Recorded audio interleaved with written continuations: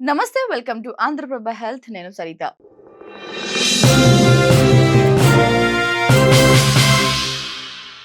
ప్రస్తుతం ఉన్న busy life లో చాలా మంది హెల్త్ ను నిర్లక్ష్యం చేస్తుంటారు. అందుకే చిన్న హెడ్ఏక్ వచ్చినా, కాస్త నీరసంగా అనిపించినా ఆ స్ట్రెస్ వల్లనే కదా, కాసేపు రెస్ట్ తీసుకుంటే సరిపోతుందిలే అని భావిస్తున్నారు. కానీ ఇది డేంజర్ అని చెబుతున్నారు వైద్య నిపుణులు. ఎందుకంటే మన బాడీ అనారోగ్యానికి గురయ్యే ముందు కొన్ని సిగ్నల్స్ ఇస్తుంది. వాటిని టైంకి గుర్తించలేకపోతే భారీ మూల్యం చెల్లించాల్సి వస్తుంది. మన హెల్త్ కండిషన్ సరిగ్గా లేనప్పుడు బాడీ మనకు చెప్పే ప్రయత్నం చేస్తుంది.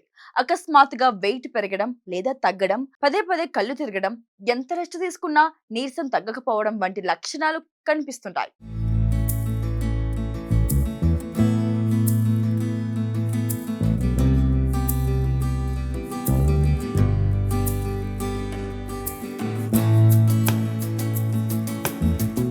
ఇవి కేవలం స్ట్రెస్ వలనే అని లైట్ తీసుకోకూడదు. ఎందుకంటే ఇవి థైరాయిడ్, రక్తహీనత లేదా మరేదైనా అంతర్గత సమస్యలకు సంకేతాలు అయి ఉండొచ్చు. అలాగే తిన్న ఫుడ్ సరిగ్గా డైజెస్ట్ కాకపోయినా, తరచు గ్యాస్ట్రిక్ ఇబ్బందులు తలెత్తినా జీర్ణ సమస్యలు వచ్చే ప్రమాదం ఉందని అర్థం. ఒక మాటలో చెప్పాలంటే ఈ చిన్న చిన్న మార్పులే రేపటి రోజున పెద్ద అనారోగ్య సమస్యలకు పునాది కావచ్చు. ప్రజెంట్ బిజీ లైఫ్ కారణంగా టైంకి తినకపోవడం, నిద్రపోవకపోవడం వల్ల శరీరంలోని హార్మోన్ల సమతుల్యత దెబ్బతింటుంది. అలాగే మానసిక ఒత్తిడి అనేది కేవలం మెదడుకు సంబంధించింది మాత్రమే కాదు. అది గుండె పనితీరుతో పాటు రక్తపోటును కూడా ప్రభావితం చేస్తుంది. రోజంతా డల్‌గా ఉండటం, ఏ పని మీద ఏకాగ్రత కుదరకపోవడం వంటి లక్షణాలు కనిపిస్తూనే ఉంటాయి. బాడీ రీచార్జ్ అవ్వాలని కోరుకుంటుందని అర్థం.